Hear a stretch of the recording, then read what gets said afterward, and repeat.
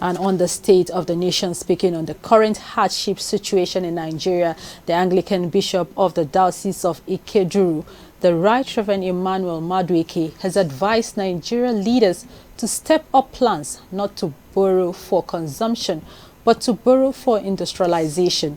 The bishop made this known in an interview with ACNN news correspondent Caroline Atumbe, saying when they borrow for industrialization, this will help build up Nigeria. In a country where people cannot have 3 square meals in a day, we're talking about borrowing. Nigeria will continue to borrow, but the annoying part of Nigeria's borrowing is it's not a borrowing for industrialization. It's a borrowing to increase the salaries of these politicians. It's a borrowing for consumption. Nothing destroys a nation than borrowing for consumption. Nigeria borrowing for consumption is a dangerous attitude. It's a dangerous act. But rather, if we borrow for industrialization, that will help us build up the country. So right now, the economy of the country is in shambles, and everyone is suffering it.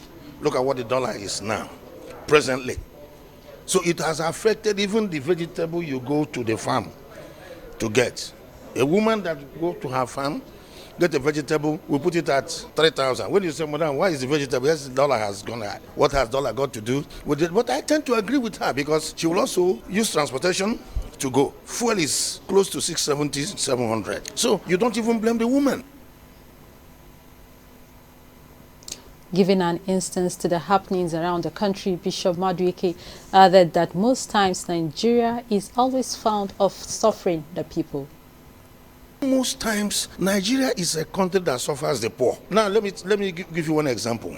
When a rich man goes into a supermarket now, he will see a bunch of banana. They will tag the banana 1,005. The rich man will just pick the banana, go to the counter, and pay 1,005. But that same amount of banana, a poor woman will carry that banana and say 700. The woman say, why don't you give me 300? Why don't make it 400? And then, of course, he will leave. The woman, just for the sake of finding something to eat, will sell that banana to that man. That same banana he will buy it at 1,005 in the supermarket. So that's the country we are in. This is a country that keeps on reducing the values of the poor. It's an unfortunate thing.